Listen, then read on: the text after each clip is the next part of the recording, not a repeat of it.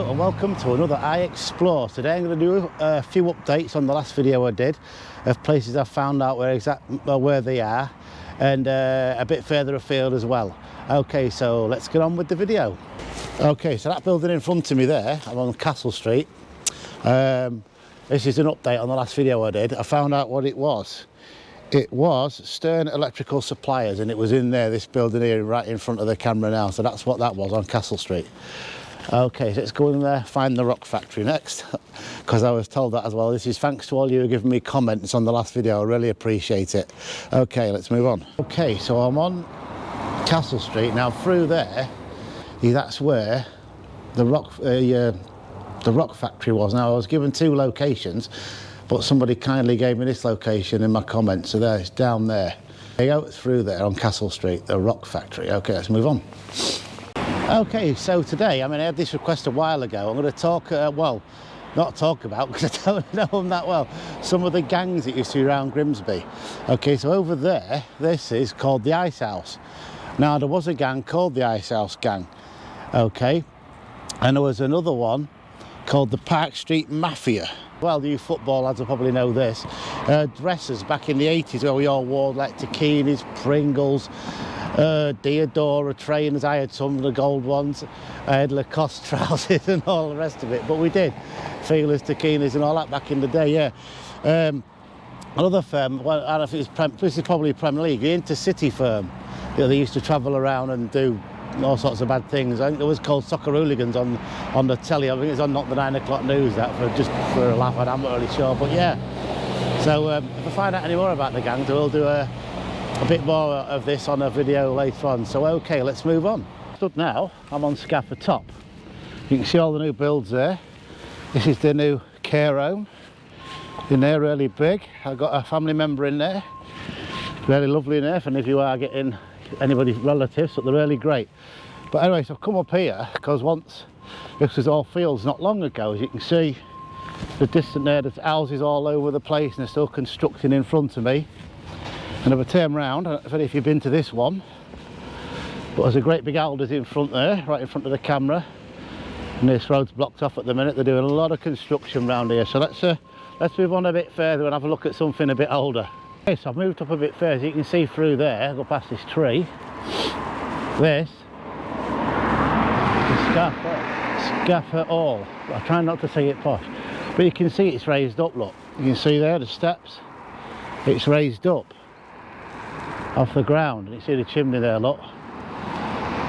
So I think once upon a time, and I'm not 100%. I think it may have been used as an hospital at one point. Not sure. Okay, just for a bit of fun. Riding through people's back. Oh god, boring riding video. Oh look, a seagull. Trees. Ho ho ho. Yeah. Sort of at night, it's like gone 4 o'clock and about to get dark. It's bloody freezing, I tell you that. Jaguar.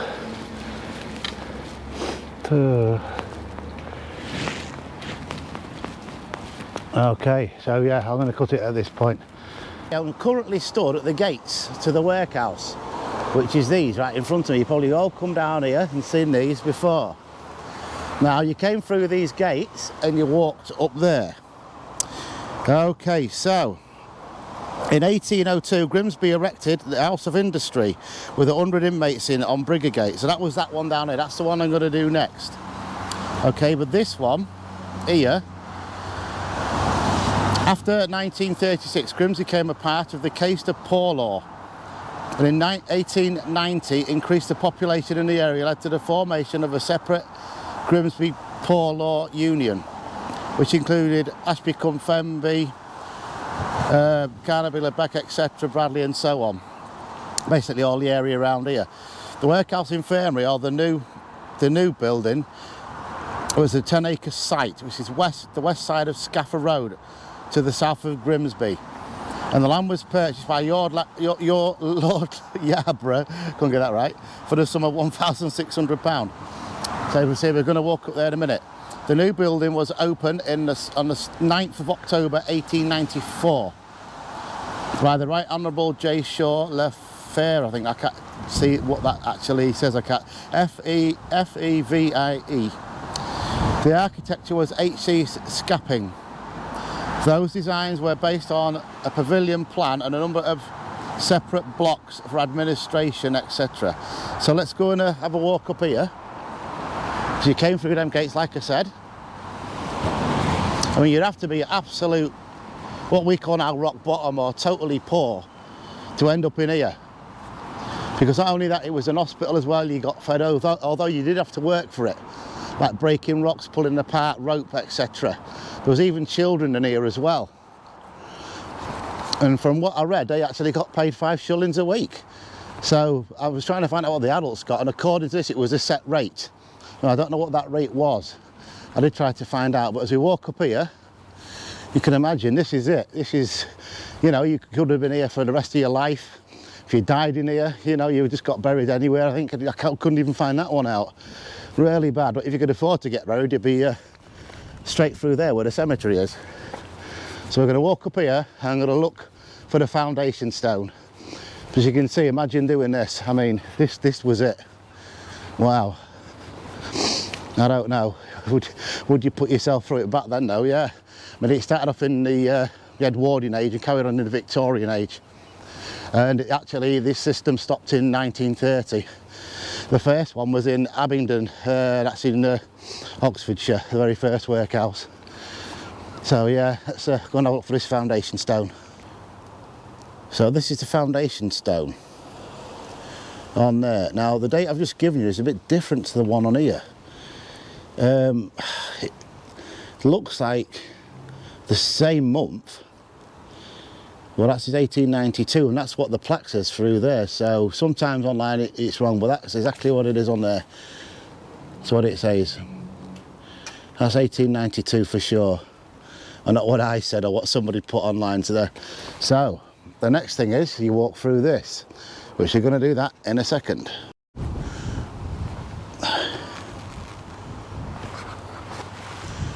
So right, so okay, so you've made it this far. I'm going to go through this arch now, and we've just come from right over there. So you're nearly at the point of what we, well, no return, unless you couldn't actually come out of this if you wanted to. You didn't have to stay here, but it was sort of your last resort. I mean, there wasn't any benefit system like we have now, you know, where you can like get help for things and all this kind of thing that's going on nowadays, you know, that cost of living, etc. There was none of that. So this is where you came out.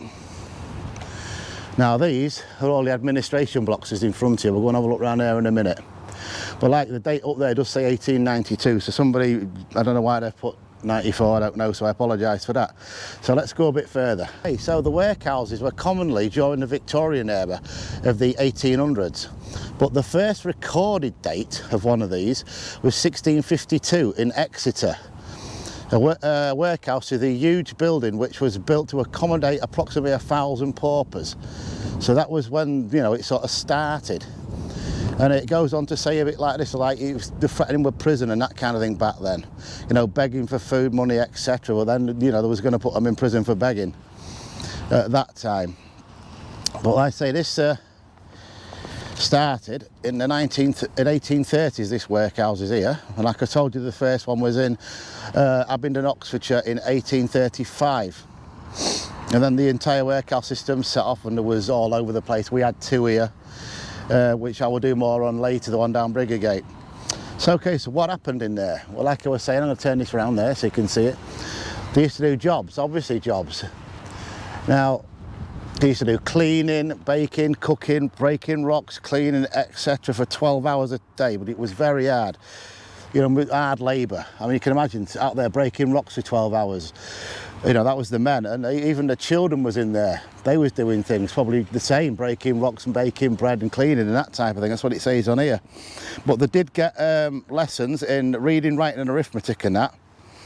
And obviously Christian religion, that'd be church, which was still quite big back then, not as today. You know, we decide not to go to church, they don't have to, but back then most of the time you did. Okay, where I'm walking out, the back of these buildings, they're no longer there now. There was actually an infirmary, which is an hospital, and there was a mortuary at the back of these. These are all, from what I've seen, are administration buildings. all these here. I'm going to go around the back and have a look, because there's some of the original workhouse still there, which these are anyway, but some of the old like windows and that have been boarded up. So we're going to go and have a look down there.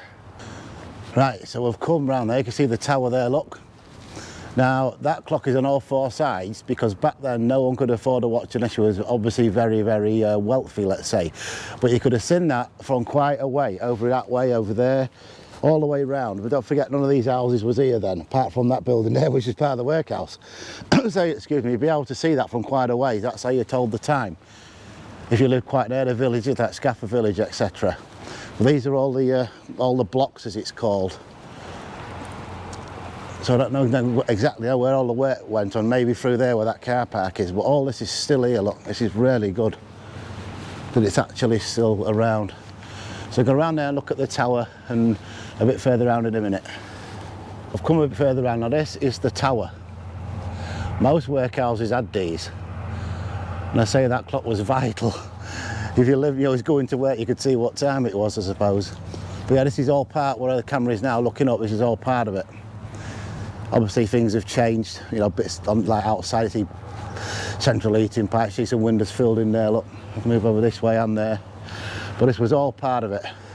So I'm going to go right around the other side in a minute. Let's go past this. That is the tower still, that was the way in, look. Obviously a much more modern door now, but the steps look like they are original. And this part of this wall looks like it was redone. And I think it's on this side. Yeah, you can see the scar there, look. Looks like something was redone, or I don't know, it looks like it, unless there's something leaning against it like another building, but it came out down there. So I'm going to go round to the side and show you a bit more. Okay, so I've come right round the other side now. As I was saying about the boarded up windows, you can see them there. And this is another original walkway into this part of the building, or block as they're known as. So I'm going to walk down here, look, you can see, come out of that door there and into that block. Obviously all modern now, because I believe they do work in there. There's some arches over here, look. I don't know if that's original or, you know, they've been filled in when there was arches through there, no idea. But look at the stairways and that, these are still there, and everything else. Okay, now I'm going to tell you, there's a tower and this building. Right, so let's move on, and I'm going to tell you what they actually ate. So what did they have to eat? Well, breakfast and supper was 7 ounces of bread, half a pint of porridge, and 2 ounces of cheese. That was breakfast. Lunchtime, it could be cooked meat, 12 ounces of potatoes, 6 ounces of bread, and 1.5 pints of soup, or 6 ounces of meat and potato pie, and 14 ounces of suet and rice pudding, which is pretty good. The children were given separate diets, it says on here, and they had, from age 5 to 9, was given 8 ounces of bread, 4 ounces of meat, 1 ounce of cheese per day. Children 1 to 5 year old, 7 ounces of bread, 3 ounces of meat, 1 ounce of cheese, and children under 1 had 6 ounces of bread, supplemented with milk. So yeah, and that's what they had in there. And all happened in here. So it went on until the 1930s, and then all these, I know, remember this because it all changed into like hospitals when the old hospital was sort of in this area here, which has all been knocked down now. But yeah, it finished and became care homes as well in some cases. I think a lot of them are used as that because they're solid. Can you imagine how long this has been here? 1892, that's a long time, and it stood the test. So there we go. So I'll read you some more out in a second. So I'm going to move right around you. I'm going to move a bit.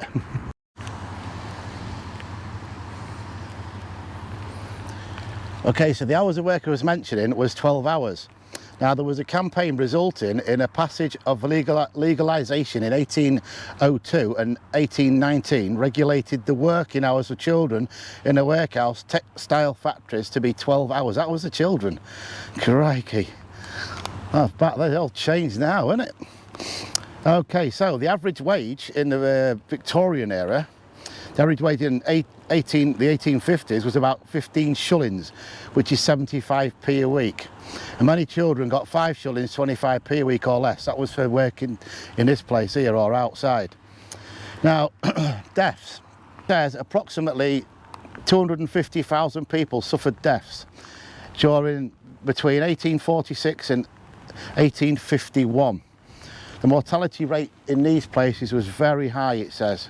It was like been bad, let's say, which I don't know, swearing or whatever it was back then. Some prisoners were sentenced to hard labour and tough physical work. That's in these places again, you see.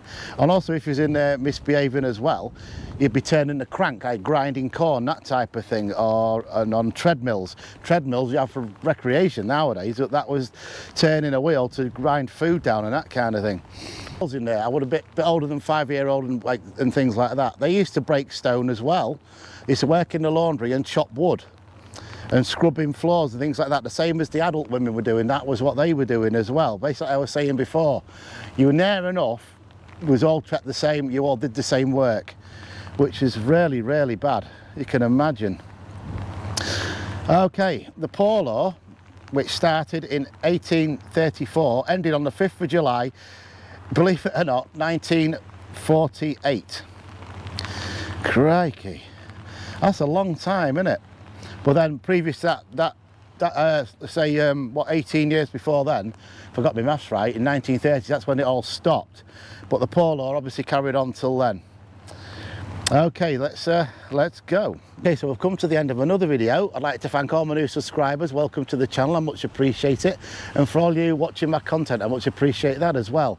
And there will be more on this subject soon, because there is another one in Grimsby down Briggergate, which I will do a video on shortly when I've done the research. So on that note, I will see you all next time on the next video. Bye for now.